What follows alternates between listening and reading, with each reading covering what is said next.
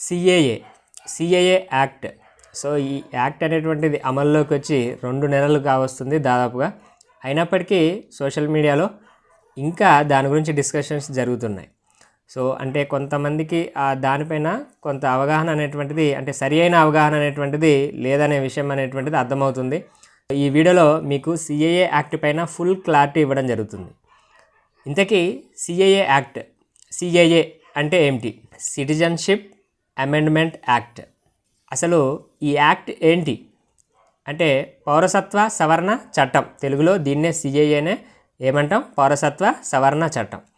So అసలు ఈ చట్టం ఏంటి, ఈ యాక్ట్ ఏం చెబుతుంది అంటే, ముఖ్యంగా 3 దేశాల్లో నుంచి, ఆ 3 దేశాలు ఏంటి అంటే పాకిస్తాన్, ఆఫ్ఘనిస్తాన్, బంగ్లాదేశ్. ఈ 3 దేశాల్లో ముస్లింలు మెజారిటీగా ఉంటారు జనరల్గా.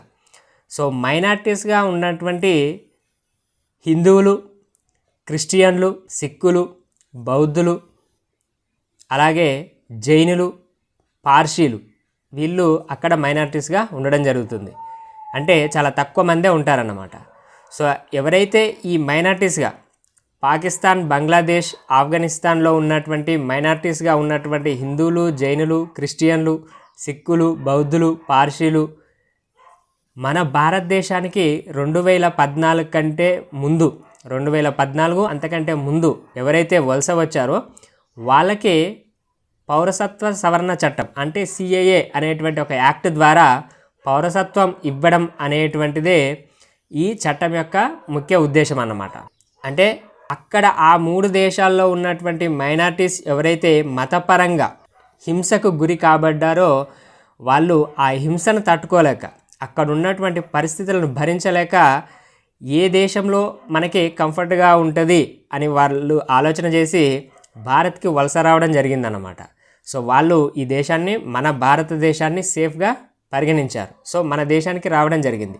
ఎవరైతే 2014 కంటే ముందు మన దేశానికి ఆ రకంగా వచ్చారో వాళ్ళకి పౌరసత్వం, మన భారతదేశ పౌరసత్వం కల్పించడమే ఈ సిఏఏ యాక్ట్ యొక్క ముఖ్య ఉద్దేశం. సో ఇంతకీ ఈ act, CAA act, citizenship amendment act పార్లమెంట్లో ఎప్పుడు ఆమోదం పొందింది అనేటువంటి విషయాన్ని చూసినట్లయితే 2009 డిసెంబర్ 11న పార్లమెంట్లో సిఏఏ యాక్ట్కి ఆమోదం లభించింది. సో అప్పటి రాష్ట్రపతి అయినటువంటి రామ్నాథ్ కోవింద్ గారు సిఏఏ యాక్ట్ ఫైల్ పైన సంతకం కూడా చేయడం జరిగిందన్నమాట. కానీ అమలుకు మాత్రం చాలా టైం పట్టింది. సిఏఏ యాక్ట్ అనేటువంటిది మార్చి 11, 2024 ఆ తేదీన అమల్లోకి వచ్చిందన్నమాట. సో అంటే అప్పటి వరకు అమల్లోకి రాలేదు. 2019లో పార్లమెంట్లో ఆమోదం పొందితే 2014 మార్చి 11 వరకు ఆ యాక్ట్ అనేటువంటిది అమల్లోకి రాలేదు. దీనికి ముఖ్య కారణం ఏంటి అంటే, ఇంతకుముందే మనం చెప్పుకున్నాం ఈ యాక్ట్ అంటే ఏంటిది, మైనారిటీస్గా ఉన్నటువంటి ఆఫ్ఘనిస్తాన్, పాకిస్తాన్, బంగ్లాదేశ్లో మైనారిటీలుగా ఉన్నటువంటి ఎవరైతే హిందువులు, క్రిస్టియన్లు, జైన్లు, బౌద్ధులు, పార్సీలు, సిక్కులు, వీళ్ళు ఎవరైతే భారతదేశానికి వలస వచ్చారో వాళ్ళకి మనం సిటిజన్షిప్ ఇస్తామన్నమాట. పౌరసత్వం ఇవ్వడమే ఈ యాక్ట్. అయితే ఇందులో ముస్లింలను యాడ్ చేయలేదు. ఇదే ప్రధాన కారణం. సో దాని ద్వారా ఏమైందంటే ముస్లింల నుంచి తీవ్ర వ్యతిరేకత, నిరసనలు ఎదురయ్యాయి. సో అందుకే ఇది ఇంత టైం తీసుకుందన్నమాట. అయితే ఈ చట్టాన్ని కొన్ని రాష్ట్రాలు వ్యతిరేకిస్తున్నాయి. సో అయితే దానికి కేంద్రం ఏం చెప్పింది అంటే, ఈ చట్టాన్ని ఎవరు ఆపలేరు. ఓకే, ఏదైతే పార్లమెంట్లో ఆమోదం పొందిందో రాష్ట్రాలు అంటే లీగల్గా ఏదైతే ఉంటుందో వాళ్ళు ఎట్టి పరిస్థితుల్లో దీన్ని, ఈ చట్టాన్ని అయితే అమలు పరచకుండా ఆపలేరు అనేటువంటి విషయాన్ని కేంద్రం స్పష్టం చేయడం జరిగింది.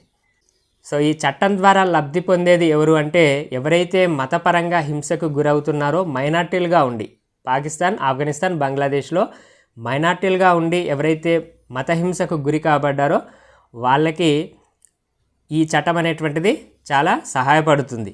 ఎందుకంటే వాళ్ళకి సిటిజన్షిప్, పౌరసత్వం అనేటువంటిది ఇవ్వడం జరుగుతుంది కాబట్టి వాళ్ళకి చాలా హెల్ప్ అవుతుంది అన్నమాట. సో అలా ఎంతమంది ఉన్నారు అంటే సుమారుగా 30,000 మంది ఉన్నట్లుగా తెలుస్తుంది. సో ఈ చట్టం ద్వారా లబ్ధి పొందేటువంటి వాళ్ళు సుమారు ఒక 30,000 మంది ఉన్నట్లుగా తెలుస్తుంది. దీనిపై ప్రధానంగా వస్తున్నటువంటి విమర్శ, ఈ సిఏ యాక్ట్ పైన ప్రధానంగా వస్తున్నటువంటి విమర్శ ఏంటంటే, ఇదే చట్టంలో ముస్లింలను ఎందుకు చేర్చలేదు? సో ఎవరైతే మైనారిటీలుగా ఉండి అక్కడి నుంచి వచ్చినటువంటి అంతమందికి మన భారతదేశ పౌరసత్వం ఇస్తున్నప్పుడు మరి ముస్లింలను కూడా చేర్చొచ్చు కదా అనేటువంటిది వ్యతిరేకత అనేటువంటిది వస్తుందన్నమాట. సో దానికి కేంద్రం స్పష్టంగా ఏం చెప్పింది అంటే పాకిస్తాన్, బంగ్లాదేశ్ అలాగే ఆఫ్ఘనిస్తాన్ అక్కడ ముస్లింలు అనేటువంటి వాళ్ళు మెజారిటీగా ఉన్నారు, అంటే మేజర్గా ఉన్నారు, ఎక్కువ మంది ఉన్నారు, అధిక సంఖ్యలో ఉన్నారు. వాళ్ళు మైనార్టీలు కాదు, వాళ్ళు ఎలాంటి మతహింసకు గురి కావట్లేరు ఆ దేశాలు అంటే ఇక్కడ 3 దేశాలు పాకిస్తాన్, ఆఫ్ఘనిస్తాన్, బంగ్లాదేశ్. ఆ దేశాల్లో మతహింసకు గురి కాబడినటువంటి వాళ్ళు ఎవరైతే ఉన్నారో వాళ్ళకి మాత్రమే పౌరసత్వ సవరణ చట్టం అంటే సిఏ యాక్ట్ ద్వారా భారతదేశ పౌరసత్వం ఇవ్వడమే ఈ చట్టం యొక్క ముఖ్య ఉద్దేశం. సో ముస్లింలు ఆయా దేశాల్లో మెజారిటీలుగా ఉన్నారు, వాళ్ళు ఎలాంటి వివక్షకు గురి కాలేదు, ఎలాంటి మతహింసకు గురి కాలేదు. కాబట్టి వాళ్ళకి ఈ సిఏ యాక్ట్ ద్వారా వాళ్ళకి అవకాశం కల్పించాల్సినటువంటి అవసరం లేదు అనేటువంటిది కేంద్రం పదే పదే చెప్తూ వస్తుంది. దీనివలన ఎవరికి లాభం అంటే ఈ చట్టం ద్వారా ఎవరికి లాభం, ఎవరైతే ఆ 30,000 మంది ఉన్నారో వలస వచ్చారో 2014కి ముందు ఎవరైతే ఆయా దేశాల నుండి మతహింసకు గురి కాబడి ఆ ఇబ్బందులను తట్టుకోలేక మన దేశానికి వలస వచ్చారో వాళ్ళందరికీ కూడా పౌరసత్వ సవరణ చట్టం ద్వారా పౌరసత్వం కల్పించబడుతుంది. సో ఇదంతా ఈ యాక్ట్ అనేటువంటిది వాళ్ళకి సహాయపడుతుంది. మరి ఈ యాక్ట్ అనేటువంటిది ఎవరికి నష్టం చేకూరుస్తుంది అంటే ఇక్కడే చాలామంది అపోహలకు గురవుతున్నారు. ఈ యాక్ట్ ద్వారా, ఈ సిఏఏ యాక్ట్ ద్వారా ఎవరికి నష్టం లేదు. మళ్ళీ రిపీట్ చేస్తున్నాను, సిఏఏ యాక్ట్ ద్వారా ఎవరికి కూడా నష్టం లేదు. ఎందుకు నష్టం లేదు? ఈ సిఏఏ యాక్ట్ ద్వారా ఇక్కడ ఉన్నటువంటి ముస్లింలకు ఏమైనా నష్టం ఉందా, భారతదేశంలో ఉన్నటువంటి ముస్లింలకు ఏమైనా నష్టం ఉందా అంటే ఎటువంటి నష్టం లేదు. ఎందుకంటే వాళ్ళకి ఆల్రెడీ భారతదేశ పౌరసత్వం ఉంది వాళ్ళకి. సో వాళ్ళ పౌరసత్వాన్ని ఏం తీసేయట్లేదు, అంటే ముస్లింల యొక్క పౌరసత్వాన్ని ఏమి తీసేయట్లేదు. కాబట్టి వాళ్ళకు వచ్చేటువంటి నష్టమేమీ లేదు.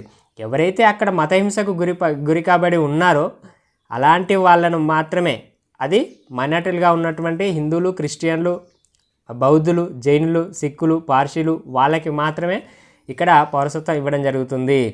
సో ముస్లింలకు ఎందుకు ఇవ్వట్లేదు అనే దానికి వీళ్ళు అక్కడ ఆయా దేశాల్లో మెజారిటీలుగా ఉన్నారు, ఎటువంటి మతహింసకి వాళ్ళు గురి కాబడట్లేరు. అందుకని వాళ్ళకి అవకాశం కల్పించాల్సినటువంటి అవసరం లేదనే ఉద్దేశాన్ని కేంద్రం ఆల్రెడీ స్పష్టం చేస్తుంది. ఇంకా ఎవరికైతే ఇప్పుడు మనం చెప్పినటువంటి విషయాల ద్వారా ఇంకా మీకు సాటిస్ఫై అనిపించకపోతే, లేదు ఆ ముస్లింలకు కూడా అవకాశం కల్పించాల్సింది అని కనుక ఎవరికైనా మీలో అనిపిస్తే కనుక ఇంకా మీకు కొంచెం డీటెయిల్గా చెప్తాను. దాని తర్వాత మీకున్నటువంటి ఒపీనియన్ అంతా మారిపోతుంది. భారతదేశం నుండి పాకిస్తాన్ మతపరంగా ఏర్పడినటువంటి ఒక దేశం. ఇది 1947లో ఏర్పడింది. భారతదేశం నుండి పాకిస్తాన్ అనేటువంటిది 1947లో పార్టీషన్ అంటే సపరేట్ అయిపోయింది. అది అప్పుడు అక్కడ హిందువుల శాతం ఎంతో తెలుసా? 15 to 20%. భారతదేశం నుండి పాకిస్తాన్ విడిపోయినప్పుడు 1947లో అక్కడ ఉన్నటువంటి హిందువుల శాతం 15 to 20%. బట్ ఇప్పుడు యాజ్ ఆఫ్ నౌ అక్కడ ఉన్నటువంటి హిందువుల శాతం ఎంతో తెలుసా? 1.6%, అప్రాక్సిమేట్లీ 2%. అంటే మిగిలినటువంటి వాళ్ళు ఏమయ్యారు అంటే అక్కడ వివిధ మత హింసకు గురయ్యారు. కొంతమందిని టార్చర్ చేయడం జరిగింది, మత మార్పిడులు చేశారు, ఇంకొంతమందిని చంపడం కూడా జరిగింది. సో ఇలాంటి టార్చర్ని తట్టుకోలేకే వాళ్ళు అక్కడ ఉన్నటువంటి దేశాన్ని వదిలేసి మన దేశానికి వచ్చారు. అలాంటి వాళ్ళకి మనం ఆశ్రయం ఇవ్వాల్సినటువంటి బాధ్యత ఉందా లేదా? అందుకే ఈ సిఏ యాక్ట్ ద్వారా వాళ్ళకి ఆశ్రయం ఇవ్వడం జరుగుతుంది. ఎందుకంటే అక్కడ ఉన్నటువంటి హిందువులు అంత పర్సంటేజ్ ఉన్నట్టు 15 to 20% ఉన్నటువంటి హిందువులు ఇప్పుడు 2%కి వచ్చారు, 1.6 to 2%కి వచ్చారు. సో అంత డిక్రీజ్ అనేటువంటిది జరిగింది. సో ఏమయ్యారు అంటే ఇప్పుడే మనం డిస్కస్ చేసాం. సో అలాగే ఆఫ్ఘనిస్తాన్లో 1947లో హిందువుల శాతం 12.8. ఇప్పుడు హిందువుల శాతం ఎంతో తెలుసా? ఆఫ్ఘనిస్తాన్లో 0.001%. సో ఆల్మోస్ట్ నిల్ అని చెప్పొచ్చు. సో మరి ఎటుపోయారు ఆ హిందువులంతా? ఎటుపోయారు? కొంతమంది చంపబడ్డారు, కొంతమంది పారిపోయారు వేరే వేరే దేశాలకు, అలాగే మన దేశానికి కూడా కొంతమంది వచ్చారు. అలాగే బంగ్లాదేశ్ అనేటువంటిది పాకిస్తాన్ నుంచి సపరేట్ అయినటువంటి దేశం. ఇది 1971లో సపరేట్ అయింది కదా. ఇక్కడ 1971లో హిందువుల పర్సంటేజ్ వచ్చేసి 20%. 1971లో బంగ్లాదేశ్లో హిందువులు 20% ఉన్నారు. ఇప్పుడు ఎంత శాతం ఉన్నారు? 8.9% ఉన్నారు. 8.9% ఉన్నారు. అంటే ఎంత శాతం తగ్గిపోయారో చూడండి. ఇప్పుడు ఈ డేటా ఏదైతే మీకు ఇచ్చానో ఈ డేటా చూసిన తర్వాతైనా మీకు అర్థమవుతుంది కదా అక్కడ ఉన్నటువంటి హిందువుల శాతం ఎంతగా తగ్గిపోయింది అనేటువంటిది. పాకిస్తాన్, ఆఫ్ఘనిస్తాన్, బంగ్లాదేశ్ అక్కడ ఉన్నటువంటి మైనార్టీలు హిందువులు, క్రిస్టియన్లు వీళ్ళు ఎవరైతే ఉన్నారో అక్కడ ఉన్నటువంటి మైనార్టీలుగా ఉన్నటువంటి వాళ్ళ శాతం పర్సంటేజ్ మొత్తం తగ్గిపోయింది. అంటే మతహింసకు గురి కాబడ్డారు. అందుకే వాళ్ళు చాలామంది భారతదేశానికి వలస వచ్చారు. సో వాళ్ళకి పౌరసత్వం ఇవ్వడం అనేటువంటిది మన బాధ్యత. అందుకే ఈ సిఏ యాక్ట్ ద్వారా వాళ్ళకి పౌరసత్వం ఇవ్వడం జరుగుతుంది. అదే మన దగ్గర ఉన్నటువంటి మైనార్టీలు, మన దగ్గర మెజార్టీ ఎవరైతాం? హిందువులమైతాం భారతదేశంలో. అదే మైనార్టీలు ఎవరైతారు? ముస్లింలు, క్రిస్టియన్లు, ఇతర మతస్థులు అవుతారు. సో ఇక్కడ ఉన్నటువంటి ముస్లింల శాతం ఎంతో తెలుసా? భారతదేశంలో 1951లో ముస్లింల శాతం 9.8. యాజ్ ఆఫ్ నౌ ఇప్పుడున్నటువంటి ముస్లింల శాతం ఎంతో తెలుసా? భారతదేశంలో 14.2. అంటే భారతదేశంలో అప్పటికి ఇప్పటికీ మైనార్టీల శాతం అనేటువంటిది, ముస్లింల శాతం అనేటువంటిది పెరిగింది. అదే వేరే దేశాల్లో ఉన్నటువంటి మైనార్టీల సంఖ్య తగ్గింది. సో ఆ తగ్గింది కాబట్టే వాళ్ళు ఏమైంది? వలస వచ్చారు భారతదేశానికి. అందుకే వాళ్ళకి అవకాశం కల్పించాలి.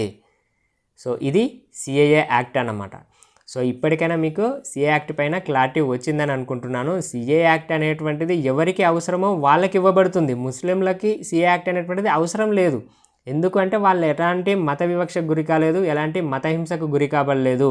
అందుకని వాళ్ళకి అవసరం లేదు. మిగిలినటువంటి మైనార్టీలుగా ఉన్నటువంటి హిందువులు, క్రిస్టియన్లు, హిందువులు ఒక్కరే కాదు కదా, హిందువులు, క్రిస్టియన్లు, జైనులు, బౌద్ధులు, సిక్కులు, పార్సీలు వీళ్ళు మతహింసకు గురి కాబడ్డారు. ఆ 3 దేశాల్లో పాకిస్తాన్, బంగ్లాదేశ్, ఆఫ్ఘనిస్తాన్ వాళ్ళు మన భారతదేశానికి వలస వచ్చారు. వాళ్ళకి ఎవరైతే 2014కి ముందు వలస వచ్చారో వాళ్ళకి ఈ సిఏ యాక్ట్ ద్వారా పౌరసత్వం కల్పించబడుతుంది. సో ఇది ఈ యాక్ట్. సో ఈ యాక్ట్ పైన మీ ఒపీనియన్ ఏంటి అనేటువంటిది, ఈ యాక్ట్ కరెక్ట్ అనుకుంటున్నారా లేదా అనేటువంటిది నాకు కామెంట్ సెక్షన్లో చెప్పండి, అర్థమవుతుంది. సో మీరు ఇప్పటి వరకు ఈ వీడియో చూసారంటే మీకు ఈ వీడియో నచ్చే ఉంటుంది. డెఫినెట్గా లైక్ చేసి షేర్ చేయండి. సో ఇలాంటి లేటెస్ట్ అప్డేట్స్ కోసం మన ఛానల్ని తప్పకుండా సబ్స్క్రైబ్ చేయండి. Thank you.